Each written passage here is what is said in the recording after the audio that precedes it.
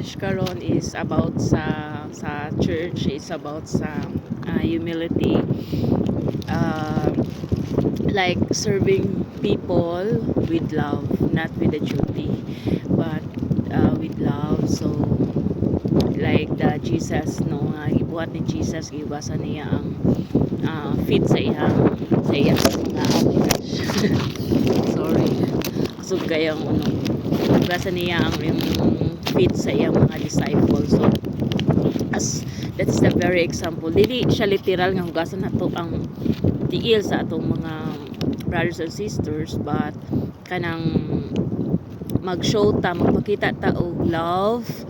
Dili lang kay we love our brother but we didn't show it. Naluoy ka pero wala, dili makita. So kumbaga, you doing your job, you serving God, whatever imong ginabuhat is not because of the duty, because yung trabaho nimo siya, but you doing it because of humility and your love to God. So nga na, no, kanang remember na ko ang kanang mag-serve gani ka sa Ginoo, ang kanang magsimba ka sa Ginoo. It's not about you just attending church. It's not about na you are in that church because you love the church. You love the God.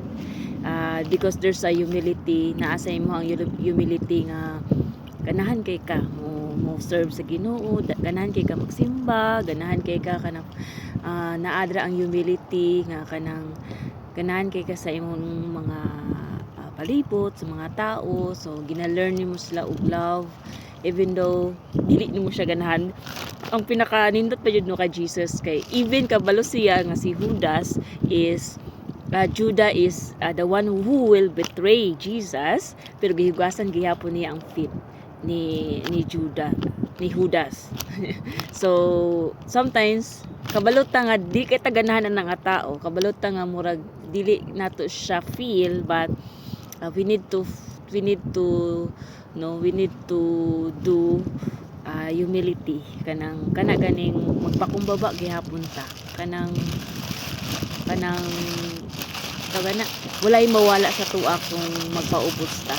So muna ang message mo sa tuwa nga wala tay pili nga magtugma, dapat higugma na to tanan. Bisag di nato sila ganahan, bisag di nato ganahan atong trabaho, higugmaon na to atong trabaho. Bisag di ta ganahan atong kinabuhi, higugmaon na to atong kinabuhi. Kay because kanang sometimes kanang ma-feel nimo ba nga murag na ano naman ko na nawad-an naman ko hope, nawad-an naman ko kanang nawad-an naman ko og pag-asa, then murag lain naman na murag kapoy naman ko, murag na overwhelmed na ko. So na out of love na data, na wala na data, na dili na, wala na ba ang ato ang love diha sa Ginoo, kanang wala na tong ato ang pag-serve da sa Ginoo, atong humility diha sa Ginoo. So that's the last lesson yung atong makita is do it with humility and love para sa Ginoo, kay para dili ka ma-burn out or dili ka makapoy o dili ka ma-discourage sa life. So do it with love and humility diha sa Ginoo. So